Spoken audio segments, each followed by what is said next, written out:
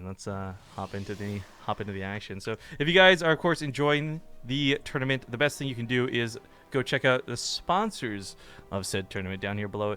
Ting, bttv.ting.com explicitly to get $25 in credit. It lets them know that you came from the channel and that they should definitely keep doing more StarCraft stuff in the future. But in the top right corner of the map, after a very epic and close call in game number 1, he's up 1 point. It's the blue Terran player, blue Protoss player, NaNiwa. In the bottom left, as the green Zerg, he is my Insanity's PengWin. There was a game a few years back. I believe I was solo casting, so I don't know if you were there for that. But it was like on, I think, Yansu or something. Mm-hmm. And there was a base trade that came down with Hyun and somebody else. And there was a whole line of Immortals and Sentries and everything. And Hyun had managed to sneak in with like just enough roaches to a tunneling claw underneath it and kill the last extractor or simulator that they were guarding. That was probably the most epic base trade I've seen. But I think that last game might just take the cake.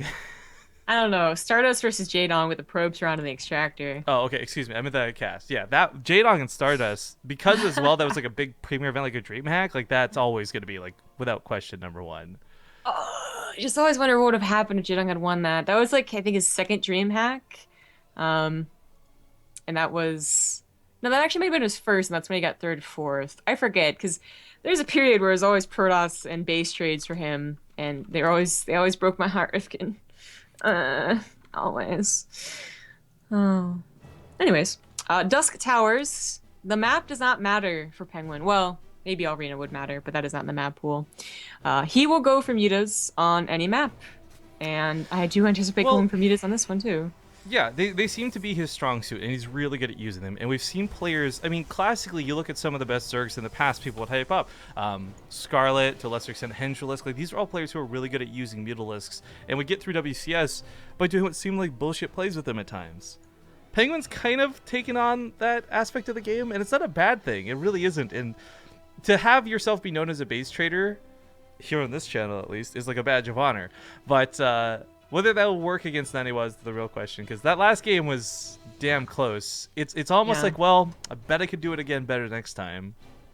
Yeah. I guess it is like that the thing of PengWin probably thinking, yeah, I could do it better. Like I would not lose this drone, or maybe I would start building hatcheries a little bit quicker, something like that. But you know, also to give props to NaNiwa, a lesser Protoss, a less experienced Protoss in tournament situations and high stress situations would probably have panicked, you know? They would have kept all their army together and tried to protect the pylons instead of actually going out and, you know, splitting up everywhere and trying to kill all the buildings. PengWin's going cheesy this time around. Drops. Looks like he's going to be doubled to the main. Now, unfortunately, this is kind of hard to scout. Even if you see, like, if you get across the map, you see the Evo Chamber, you see the Analings, it's still question marks as to, like, which direction it goes.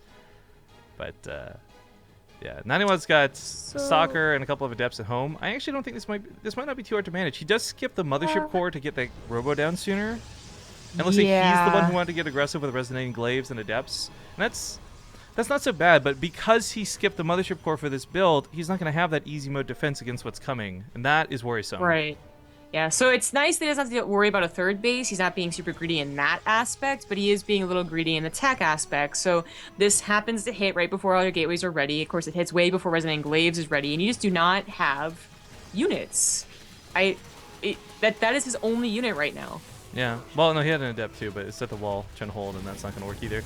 PengWin has successfully pulled off a cheese in game 2. Yes. So... Yes, dirty player. NaNiwa's go for Dark Shrine. I love this. It's not going to happen, sadly. PengWin, dirty as he may be, is going to clean house here. All the pros being pulled. NaNiwa fighting to the last. Yeah, this is he does have some minerals. Mothership Core actually does pop out. Actually, have 1 potent overcharge. Yeah, I mean, the Adept is in a really funny spot right now where it's actually really well protected. And the probe count, as much as it's looking at... like, you look at 22 and be like, wow, fuck, that's bad. PengWin is only on, like, 19 drones behind this. Like, even if the Nexus goes down, if he can stabilize, this might not be the worst case scenario. I mean, NaNiwa's going to end up behind no matter how this goes, but he might not actually be out of the game. He's not out of the game because he has a counterattack potentially here with Resonating Glaives. No, he canceled it. Never mind. But even then, just warping Adepts to the other side of the map to a player you know doesn't have roaches. Yeah, it doesn't have roaches, but still has some pretty strong Ling production. I mean, Ooh. there was a chance. There was. Stacks up the probes once again, down to 16. The Adept's starting to die out, unfortunately. Doesn't have a lot of money for warpins either, which is a big issue right now. Mothership Core, 10 seconds away from getting another overcharge off. I don't know if he can keep probes alive for 10 full seconds. That's questionable.